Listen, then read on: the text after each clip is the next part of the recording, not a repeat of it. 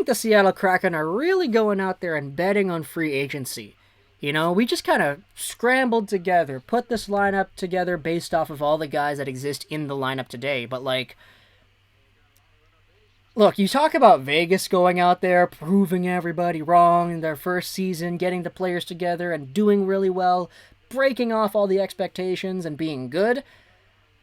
Like, do you see the same out of Bastian and Lind and Twarynski and Quenneville and True and Geekie? I don't know, man. They went really young. They went really RFA heavy. And you have all the other guys. I mean, the defense was tough. Like, they don't have too many right-handed guys. A lot of these guys are lefties. It's tough to find room for everybody, especially since you only have 6 defensemen that play at a time, but they have so many extra defenders. Like, BJ Bond's pointing it out right here. Oleksiak, man, he's getting $4.6 million or whatever it is, and he's not even, like, in the lineup that we have. Because Soucy, people feel more comfortable with Soucy in the lineup instead, and Lauzon, I want to get Lauzon in there too. Driedger, Vanacek, Decord, you're going to see one of these goalies get moved, I think. Like, you don't need this much goaltending. Driedger and Vanacek are already good enough, I think. But I think, the Kraken are really going to go out there and start betting on free agency. It's going to be Landeskog. It's going to be Schwartz. It's going to be whoever they can get their hands on. Let's see if you try to make a mock, get Twarynski out of here. Let's put him here on, like, our extra line. All right, let's put Twarynski here, and then we put Schwartz instead. Like, if we put Schwartz here, all of a sudden, like, the rest of this lineup is, like, it's a lot better. Like, that looks fantastic. Well, okay, maybe not fantastic, but, like, a lot better. And you add, like, a Landeskog, too. Like, this team's projected towards having, what, like, $75 million in cap space, or in cap spending, once you have all your RFAs re-signed. Like, you're going to have some money. And this is why I've been saying it the entire time, man. Like, it feels like the Seattle Kraken really just capitalized on the money, and they sacrificed on talent instead. Like, even for the defense, like, you could have had PK Subban. Like, that's $9 million, but come on, you have so few right-handed defensemen. It's Larsson, it's Fleury, and, like, all these other guys play left, pretty much, that, it's tough to look at it and say that they've done the best job that they could have. Like, the decor, I think it's okay. Like, I really do like this top 4. I like Soucy a lot. Like Giordano, of course. Larsson, he bounces back, he's great. But you still have all this extra stuff here. Like, I don't think you're going to have enough room, Like, if you really want to put Oleksiak in there, alright, let's try doing that. We'll swap Lauzon out. Like, you have a $4.6 million guy on your third pairing. And people here have been saying that Oleksiak is better than Soucy. So it is kind of all over the place here with the money and the values. It's like, okay, if you're going to spend a lot of money on Oleksiak, why could you have not shelled out some extra money on a PK Subban? Even, like, the carry prices and all that. I can't believe I just said that last sentence, by the way. I'm just kind of thinking out loud here. I don't think the Seattle Kraken took the best roster they could have had. Tarasenko, JVR, Voracek, even Jeff Skinner, for crying out loud. Max Domi, too. A lot of money left off the board. But it's a lot of big names as well that you didn't end up taking, too.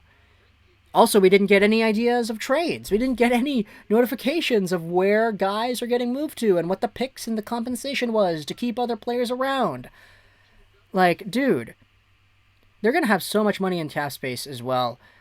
Yeah, exactly. $50 million is like the spending right now, but that's like that's with the RFA guys and the contracts they had before. Like, it's not, a lot of these RFAs are not going to get the same money as they got previously. So I'm saying, just to be really liberal with it, maybe an extra $20 million just for all the other RFAs they have, and you still have so much cap space to go out there and sign Landeskog or whoever it is the heck you want to go out there and take. So, Seattle, we didn't get any trades. Dude, if this is the roster that Ron Francis just drafted without any trades whatsoever, then I'm going to be shocked. Because it means that the NHL and the teams in the NHL, they did what they wanted to do. It's what Seattle did, it's what Toronto and Pittsburgh did. Okay, Seattle really wants to take Kerfoot. Well, let's acquire this Jared McCann guy from Pittsburgh. It's going to cost us a small price, but it's going to cost us a smaller price than what it would have taken if we were to say, okay, Seattle, please don't take Kerfoot here. What do you want? They're going to ask for a first or whatever. Like, they went out there and they actually did it so that Seattle didn't have any more bargaining power in these trade opportunities.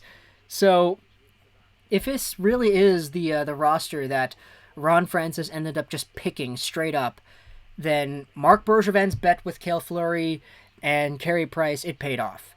Toronto's bet with Kerfoot and the McCann trade, it paid off.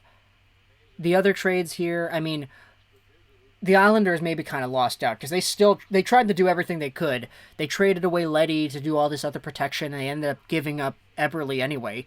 So I think maybe they're kind of a loser in this situation. Tampa, obviously, because they had so many good players available, they kind of had to lose one of them. Kelly Yarncrow going instead of Johansson or Duchesne, that's... Oh, man, if I'm Nashville, I'm not really feeling good about that one, man. But, yeah, this is the roster we have, just kind of a mock that we see here. Cap Friendly also said no trades as well. Okay, I see. But, yeah. Dude, Dom, you're absolutely correct about that, right? Some people were saying that this was going to be the expansion draft filled with trades. So maybe they're not revealing them yet? Who knows? Who knows? Either way, though, this is the roster for the Seattle Kraken.